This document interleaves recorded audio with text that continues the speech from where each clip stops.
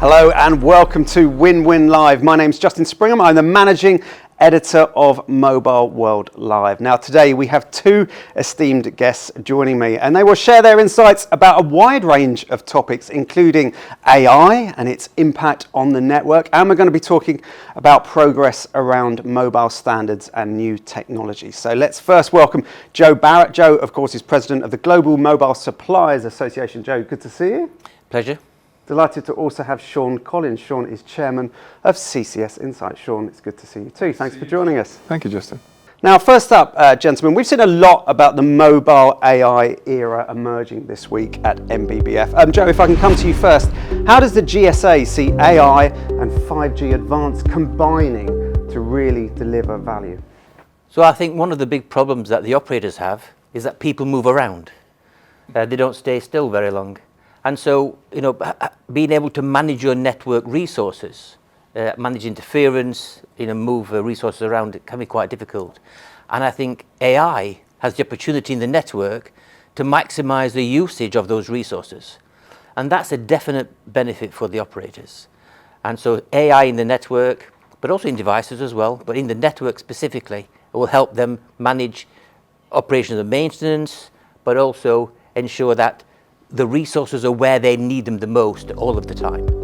Sean, where are you seeing AI having the biggest impact? What sort of industries or use cases are catching your eye and attention? I think Joe summed it up pretty well. And I think the combination of 5G Advanced and 5.5G and AI together just superpowers what the technology in mobile can do. Joe talked about optimizing networks. We talked about the ability to deliver sustainability goals inside the networks being really important for 5.5G and AI. We talked about the fact that we're going to have more coverage, more capacity, lower latency. All of those industries which are really important for those areas, feeds and speeds basically, will be very, very important for what we see in the marketplace. I think the last thing I would say is that I think one of the biggest industries that will benefit from AI and 5G Advanced will be telecoms. Because of course it'll not only change how our industry delivers to the customers of our industry, but how the industry enrolls itself, and how it can transform networks to be better, more efficient, hopefully greener, and probably more valuable. And Joe, in terms of new technologies, we're hearing a lot about RedCap. How does the GSA see RedCap impacting the future of 5G and obviously 5G Advanced? We think RedCap is a great technology. In fact, we've set up a RedCap working group, a special interest group. We'll see more about that probably at Mobile World Congress, so something to look forward to. But it's important, especially in fixed wireless access, because there is a way to reduce the costs and make it simpler, faster to get devices out into the network. Definitely a cost advantage there, from modules into CPE for fixed wireless access.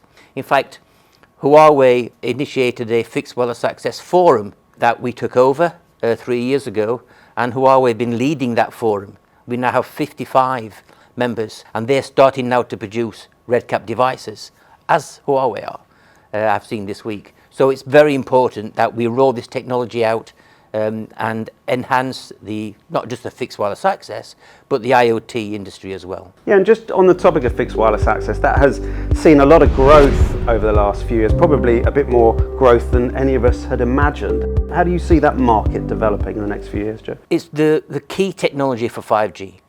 And if you look at the number of fixed wireless access networks, Europe and Middle East and Africa are the two areas where we've seen the biggest growth and the most networks. At the moment, there's over 300 networks, 4G and 5G, and a large number, over 141 5G fixed wireless access networks.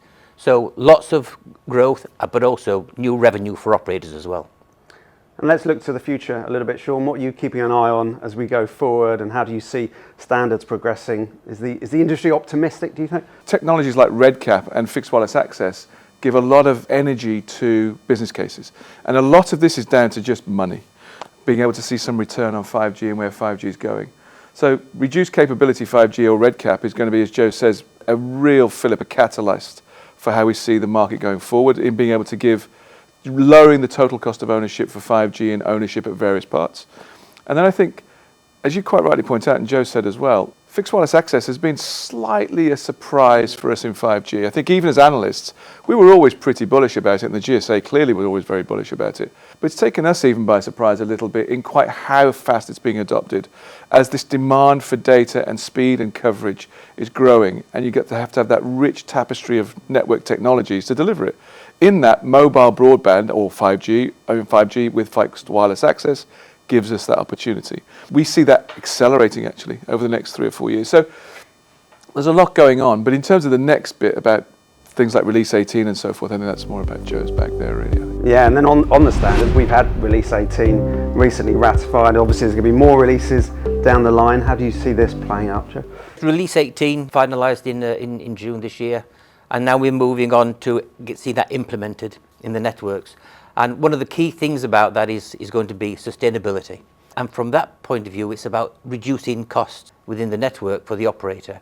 You know, having more sleep mode. That will move into Release 19, where we'll see again more AI coming into Release 19. It's starting in Release 18. Better ways to totally manage the network. But also on devices. I mean, we shouldn't forget that it's not just about, you know, having AI play with your images.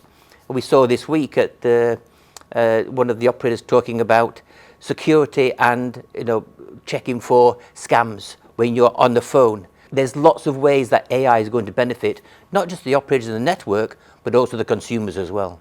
Gentlemen, always great to catch up with you. Fascinating insights. Sounds like the future is bright. Thank you very much for joining us. Thank you. Thank you, Justin.